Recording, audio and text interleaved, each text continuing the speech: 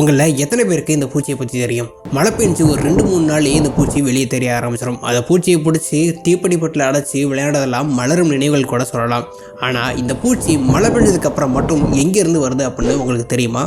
சொல்கிறேன் கேளுங்க. இந்த பூச்சியை ரெட் வெல்வெட் மைட் அப்படின்னு ஆங்கிலத்தில் சொல்லுவாங்க. இதை தமிழில் பட்டுப்பூச்சி அப்படின்னா பாப்பாத்தி அப்படின்னு நம்ம ஊரில் பல பேர் இருக்குது. இது மொத்தமாக ஆயிரக்கணக்கான இனங்களாக இந்த உலகத்தில் பல நாடுகளில் வாழ்ந்துட்டு வரதா ஆராய்ச்சியாளர்கள் சொல்கிறாங்க. இந்த பூச்சி முதிர்ச்சி நிலையில் எப்படா மழை பெய்யும் அப்படின்னு காத்துக்கிட்டு இருக்குமாம். அது வரைக்கும் தரைக்கடியில் இன்ஆக்டிவாகவே இருக்குமாம். நல்ல ஆழ்ந்த உறக்கத்தில் இருக்கும்னு சொல்கிறாங்க. அப்புறம் மழை பெஞ்சோடனே வெளியே வர அந்த பூச்சிகள் விவசாய நிலங்களில் உள்ள பயிர்களை அழிக்கிற பூச்சிகளை விரட்டி வேட்டையாடுமாம். ஆனால் இந்த பூச்சியை எந்த பூச்சியும் அதிகமாக வேட்டையாடாதாம். ஏன்னா இந்த பூச்சியிலிருந்து வர ஒரு ஆயில் மற்ற பூச்சிகளுக்கு பிடிக்காதாம். அதனால இந்த பூச்சி அதிகமாக வேட்டையாடப்படுறதில்லை. ஆனால் மனிதர்களால் இந்த பூச்சி வேட்டையாடப்படுது. ஏன்னா இந்த பூச்சியோட ஆயில் முடக்குவாதங்களை சரிப்படுத்துறதா மனிதர்களால் நம்பப்படுது. ஓகே, இந்த பூச்சி யாருக்கெல்லாம் ஃபேவரட் அப்படிங்கிறத கமெண்ட் பண்ணிட்டு இந்த பூச்சியை பற்றி இன்னும் ஆச்சரியமான விஷயங்கள் தெரிஞ்சுக்க நம்மளோட சேனலை சப்ஸ்கிரைப் பண்ணிருங்க.